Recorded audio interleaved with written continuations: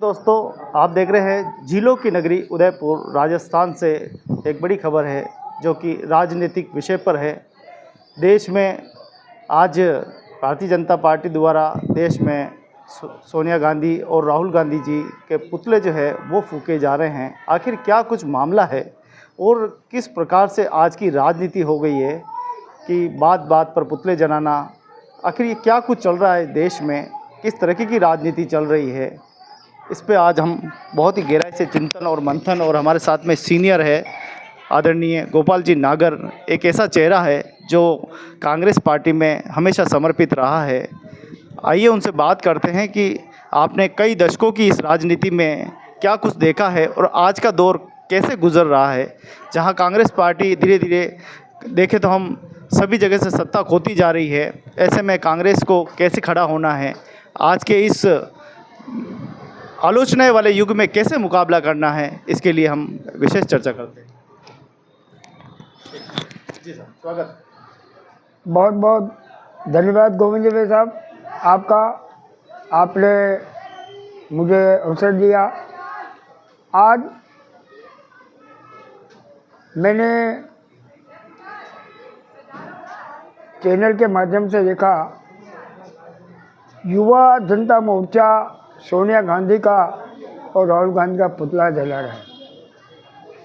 देखिए, ईडी और अन्य एजेंसियां जो भारतीय जनता पार्टी के शासन की गुलाम बन चुकी, उनकी एजेंसियां उनका एक हिस्सा बन चुकी है।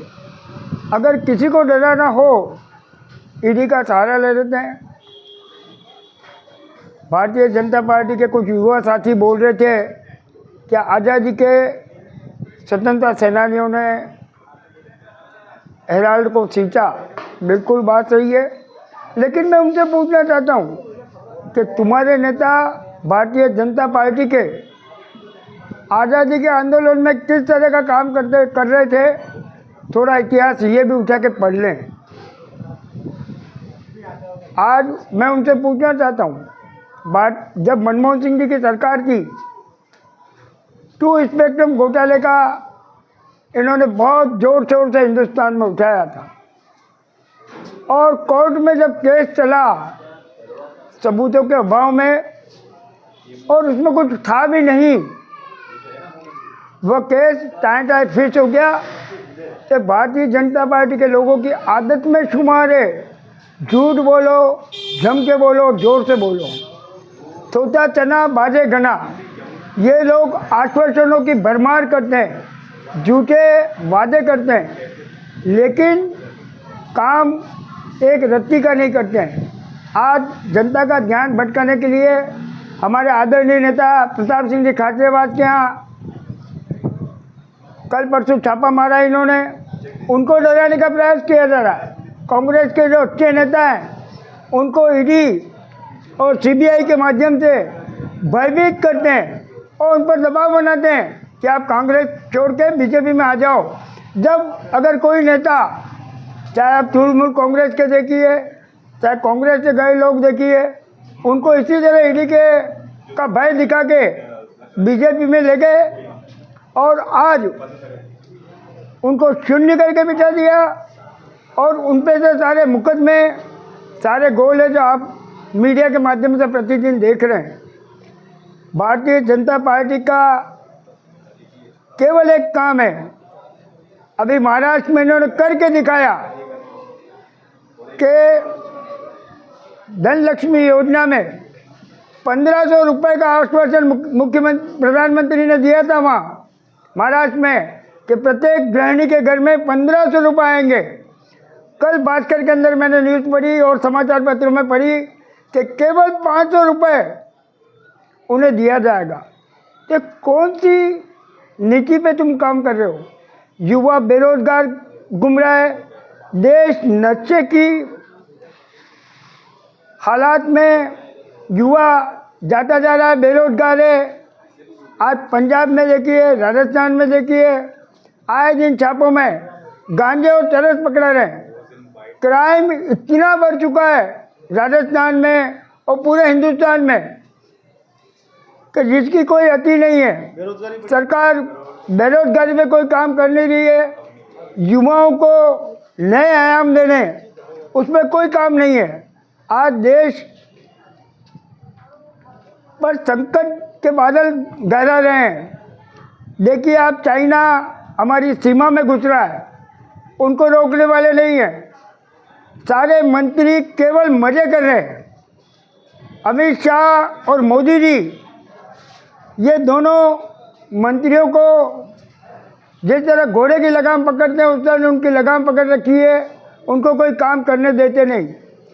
इनका जल जीवन मिशन आपने देखा होगा, वसुंधरा जी ने अभी कोटा में जो आवाज़ उठाई जल जीवन मिशन के खिलाफ, मैं सोचता हूँ इससे बड़ा दुर्भाग्य पूर्व मुख्यमंत्री है राजस्थान की, उसने जो मुद्दा उठाया, तो इनका कार्य करने की शैली क्या है इसे आप समझ सकते हैं। भारतीय जनता पार्टी की पूर्व मुख्यमंत्री जो ये कह रही है केवल कागजों में काम हो रहा है, ज़मीन पे कोई काम नहीं है। आज देश बारूद के ढेर पे बैठा है। ये कह रहे कांग्रेस मुक्त भारत करेंगे। कांग्रेस तो लोगों के दिलों में बसी हुई है। कांग्रेस ने जो काम किया, पंडित जवाहरलाल नेहरू, लाल बहादुर शास्त्री, शहीद भगत सिंह, सरदार वल्लभ भाई पटेल, महात्मा गांधी, अनगिनत नाम, यहाँ मोतीलाल तेजावत मेवाड़ में, मोहनलाल सुखाड़िया, पंडित जनार्दन नागर जी आज़ादी के दीवाने थे, जेलों में रहे, काले पानी की इनको सज़ा मिली। मेवाड़ में आज़ादी का आंदोलन जब चलाया, मानिकलाल जी वर्मा, ऐसे कई नाम हैं, अनगिनत नाम हैं जो कांग्रेस के साथ थे और आज़ादी के आंदोलन में भोगीलाल जी पंड्या, ऐसे कई नाम हैं जो अपनी कुर्बानी दे गए। आज यह देश, जिसको मकान जब बनता है तो मकान जो व्यक्ति बनाता है और उसका पसीना गिरता है, उसको उससे प्यार होता है, और जो व्यक्ति सीधा ऊपर से उतर के उस मकान पे कब्जा करता है, उसको उस मकान की कीमत नहीं होती है। भारतीय जनता पार्टी के लोगों की यही हालत है कि वो देश की आज़ादी के आंदोलन में शामिल नहीं थे। इस देश के गरीब किसानों की चिंता नहीं है उनको, इस गरीब मजदूरों की चिंता नहीं है, मध्यम वर्ग के लोगों की चिंता नहीं है। दिन प्रतिदिन महंगाई बढ़ा रहे हैं। पिछले दिनों 50 रुपये सिलेंडर पर बढ़ा दिए, पेट्रोल पे रेट बढ़ा दी। पहले लेके आए थे रामदेव और अन्ना को, आज रामदेव जी कहाँ हैं? करोड़ों का व्यापार कर रहे हैं। अन्ना हजारे लापता है। केवल इस तरह के स्कैंडल करके सत्ता में बने रहना और लोगों को भ्रमित करना, भाई से भाई को लड़ाना, जातिवाद पनपाना। आप ये कहना चाहते हो वो एजेंट के रूप में काम कर रहे थे क्या? दोनों एजेंट की तरह काम कर रहे थे। रामदेव जी और अन्ना हजारे, उसके साथ केजरीवाल, ये लोग एक टीम बना के, भारतीय जनता पार्टी की बी टीम थी, जिन्होंने देश के अंदर हमारे बहुत बड़े अर्थशास्त्री मनमोहन सिंह जी के खिलाफ स्कैंडल बना है। आपको याद होगा कि मनमोहन सिंह जैसा व्यक्ति, जिसकी अमेरिका के राष्ट्रपति स्वयं पांव छूकर उनका सम्मान करते थे, कहते थे इस जैसा अर्थशास्त्री इस दुनिया में नहीं हो सकता। आदरणीय मनमोहन सिंह जी आज तो भगवान के घर गए, मैं उन्हें सच प्रणाम करता हूँ, लेकिन उस व्यक्ति ने, जब पूरा विश्व आर्थिक मंदी के दौर से गुजर रहा था, वो एक व्यक्ति था जिसने भारत पर आर्थिक मंदी का साया तक नहीं आने दिया और इस देश को संभाले रखा। आज आप देखिए क्या हालत है हमारे देश की। हमारे रुपए की कीमत दिन प्रतिदिन गिरती जा रही है। ये मोदी जी बार बार बोलते थे कि रुपए की कीमत क्या हो रही है। आज उनसे पूछ लो रुपए की कीमत क्या है। हम तो टूरिस्ट सेंटर पर रहते हैं, टूरिस्ट एरिया है, हमें प्रतिदिन पता है $1 की कीमत क्या हो रही है, यूरो की कीमत क्या हो रही है और हमारा रुपए का अवमूल्यन क्या हो रहा है। बड़ा दुर्भाग्य है। केवल छोटा चना बाजे घना चाहे तुम पुतले जला लो, चाहे कुछ भी कर लो, मेरा तो एक ही निवेदन है और एक ही आह्वान है, हमारे देश के युवाओं को रोजगार दे दो। हमारे देश के युवाओं को जो भड़क रहे हैं, नशे की गर्त में जा रहे हैं, उनको बचा लो। अगर आदमी काम पर लगेगा तो गलत कामों पे नहीं लगेगा। लेकिन यह सरकार कुछ करना नहीं चाहती। आए दिन प्रधानमंत्री जी विदेशों में घूमते हैं। अमेरिका ने जो बदतमीजी की अभी, अमेरिका ने हमारी जो फिती उतारी है हिंदुस्तान की, कि हमारे देश के युवाओं को, हमारे देश के लोगों को हथकड़ियाँ बांधकर और हिंदुस्तान में छोड़ा। मोदी जी कहाँ बोले? उस समय इंदिरा गांधी हमारे देश की प्रधानमंत्री थी और वहाँ के प्रधानमंत्री ने हिंदुस्तानियों के लिए बोला था, तो उन्होंने तत्काल उसका जवाब दिया, तो अमेरिका प्रधानमंत्री हिल गया था। वो रणचंडी थी इंदिरा जी। आज यह देश गुलामी की ओर अग्रसर हो रहा है, प्रजातंत्र खत्म होता जा रहा है। तो भाइयों, आइए हम सब मिलकर इस देश को, इस हिंदुस्तान को। 11 सालों में कांग्रेस ने क्या कुछ सीख लिया? कांग्रेस सीख रही है कि जिस तरह, क्यों कांग्रेस को विरोध करना अच्छी तरह नहीं आता। आज कांग्रेस सड़कों पर आकर जनता के दुख दर्द को समझने लगी है। लेकिन जहां आवाज़ उठती है, ये भारतीय जनता पार्टी के लोग, आज कांग्रेस पे लोग हंस रहे हैं, कुछ लोग हंसते हैं। आप क्या भविष्य देखते हैं कि आने वाले समय में क्या होने वाला है? देखिए, अगर सूर्य होता है, अभी गर्मी है, शाम होते होते छाया हो जाएगी, तो राहत तो मिलती है। अगर ये बहुत बहुमान है कि हम कांग्रेस को ख़त्म कर देंगे, इनकी गलत फहमी है।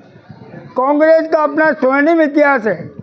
कांग्रेस अपने आप में एक शक्ति का परिचायक है। आज नौजवान जब कांग्रेस के बारे में पढ़ना शुरू करता है तो उसको लगता है कि वास्तव में कांग्रेस ने कुछ किया था इस देश के लिए। कई लोग ऐसे हैं जिनके हम नाम भी नहीं जानते, आज़ादी के आंदोलन में वो शहीद हो गए। मैं प्रणाम करता हूँ ऐसे महान विभूतियों को, और युवाओं को भी आह्वान करता हूँ कि आओ हम सब मिलकर बिना राजनीतिक भेदभाव के इस देश को बचाने की एक मुहिम को शुरू करें, और ये मुहिम मेवाड़ से शुरू हो। जय हिंद, जय भारत। बहुत बहुत धन्यवाद गोपाल जी, जो आपने विश्लेषण किया है। हम तो ये कहते हैं कि आडंबर, चाहे वो बीजेपी हो, चाहे कांग्रेस हो, चाहे वो अन्य दल हो, आडंबरवादियों का एक दिन अंत होता है। आप जनता के प्रतिनिधि हैं, आप जनता के प्रति जवाबदेही है, आप जनता के लिए सोचिए, चाहे वो कांग्रेस हो, चाहे कोई भी राजनीतिक दल हो। हम तो अपील करते हैं चैनल के माध्यम से कि आप जनता के हित के लिए, रोज़गार वाले मुद्दे पर, लोगों को आत्मनिर्भर वाले मुद्दे पर काम कीजिए और इस देश को आगे ले जाने का काम कीजिए। सभी राजनीतिक संगठनों का एक ही उद्देश्य होना चाहिए, सबसे पहले देश, फिर राजनीति। तो बहुत ही लंबी बात। देखिए, कांग्रेस ने जब राजस्थान में हमारे अशोक गहलोत के नेतृत्व में सरकार थी, पायलट साहब हमारे उप मुख्यमंत्री थे, हमने जो जनता को राहत दी थी, हमने जनता के लिए जो काम किया, वो अपने आप में एक ऐतिहासिक काम था। लकड़ी से लगाकर नमक तक और गरीब के घर तक चूल्हा जला, सुबह उठ के शाम तक की व्यवस्था, चाहे उसका इंश्योरेंस हो, चाहे मेडिकल की सुविधा हो।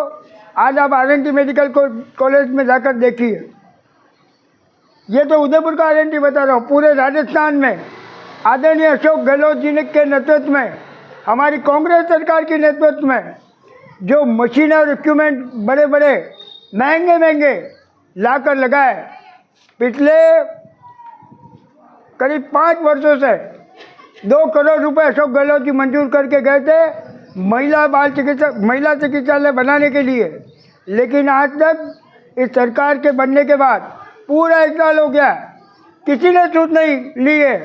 वो महिला चिकित्सालय आज भी अधूरा पड़ा है, जर्जर अवस्था में खड़ा है, और महिलाएं जिनकी डिलीवरी होती है वो परेशान हो रही है। लेकिन ना तो हमारे विधायक महोदय को चिंता है, ना हमारी सरकार को चिंता है। ये बहुत दुर्भाग्य है।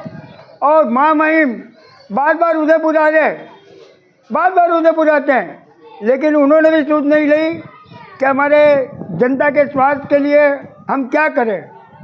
तो काफ़ी सारे मुद्दे गोपाल जी ने बताए हैं। हम भी अपील करते हैं कि राजनीतिक दलों की उम्र सिर्फ 5 साल की होती है।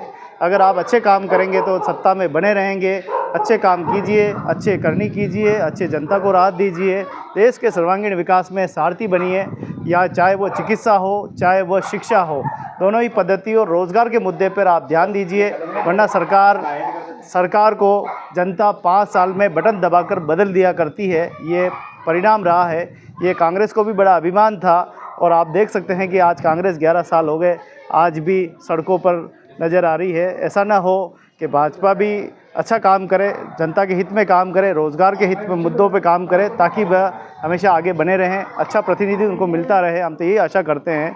और बहुत ही खूबसूरत खबर जो है आज हम दिखा रहे हैं, एक चिंतन और मंथन के साथ। बहुत हो गया पुतले जलाना, बहुत हो गया लापरवाही करना। आइए मिलकर देश के सर्वांगीण विकास में भागीदारी निभाते। जय हिंद, जय भारत।